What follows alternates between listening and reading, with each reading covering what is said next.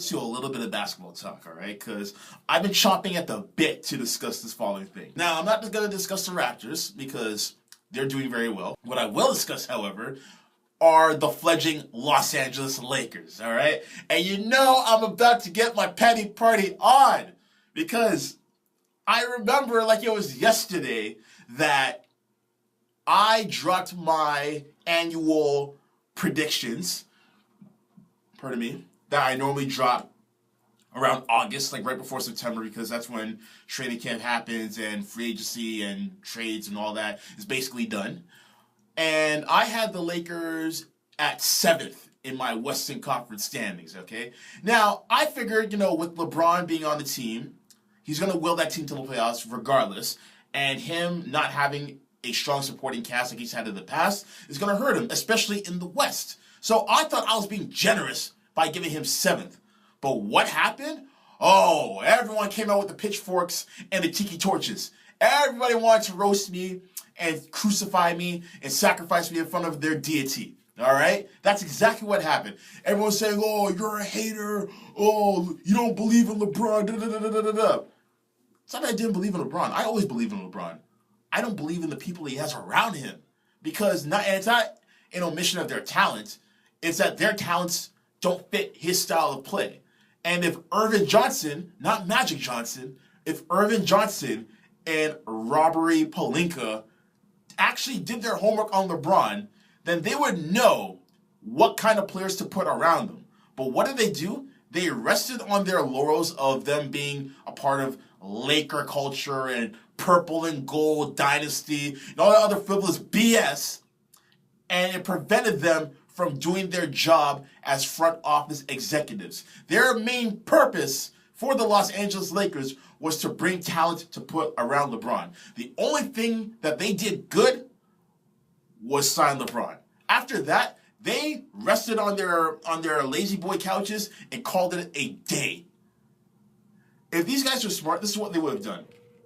First of all, before even getting LeBron, they should have traded for Paul George. The minute Paul George said he was not going to re-sign with Indiana and that he was going to sign with the Lakers immediately, the Lakers should have made a deal.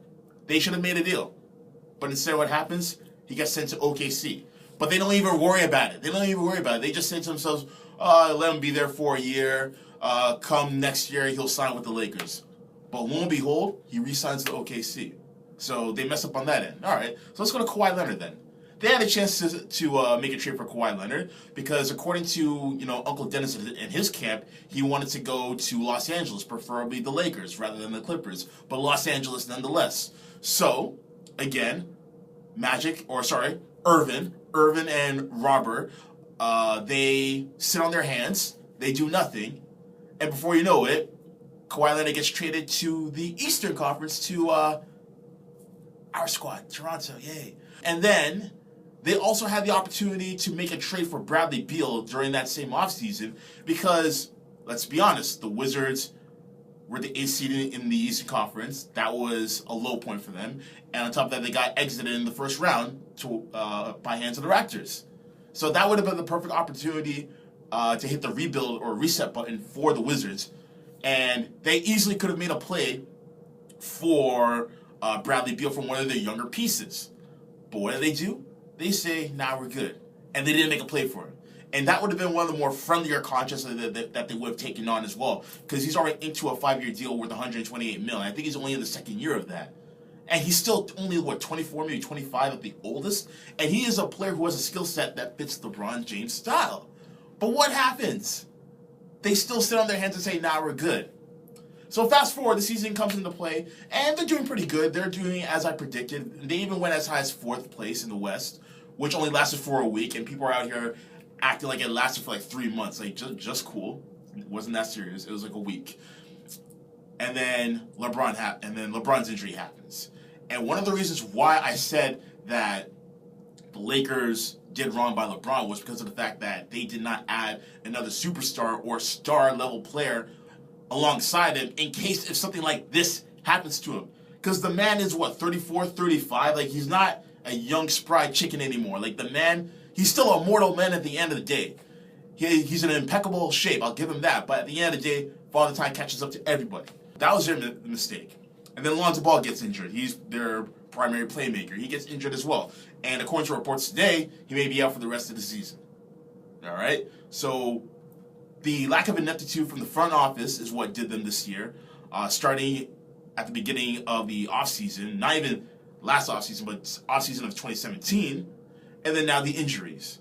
And now fast forward, the whole Anthony Davis saga. Now, I still put major blame on Irvin and Robert Pelinka, but some culpability deserves to go to LeBron, let's be honest, because you talking Anthony Davis' name in the news, you talk about, oh yeah, I would love to have him here, etc., etc., it looks bad on you because A, you have a reputation of being the GM on every team that you've been on, and B, the man owns or co-owns his own sports agency while still being an active player.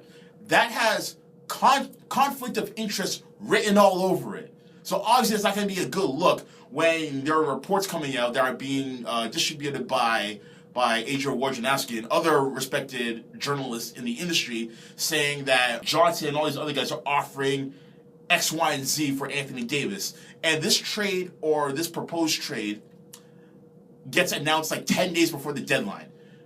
That's not how you do business. I mean, AD and Clutch Sports, they mess up on that end as well. But if you really want a transcendent player like Anthony Davis on your squad, a deal should have been made, again, during the summertime. And now look at where they are. All because you rested on your laurels of Lakers dynasty, Laker culture, purple and gold Kool-Aid drinking, go. That's what you guys rested on. And now you guys are 5 games under 500.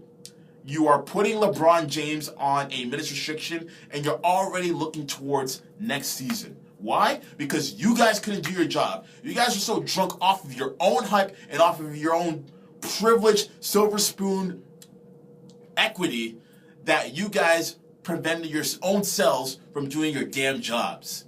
This is why LeBron, if you want to go to LA, should have gone to the Clippers, because Jerry West is the executive over there. And every team that he's gone to has either, at the very least, been a playoff team, and at the highest has been a champion. Look no more recently than the Golden State Warriors. He was there when they drafted Alexis Steph and Clay and Draymond and built a nucleus around those guys to make them our contemporary dynasty for this current decade.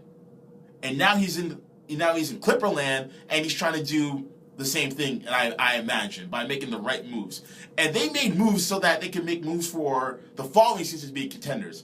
But they still find themselves in the playoff hunt.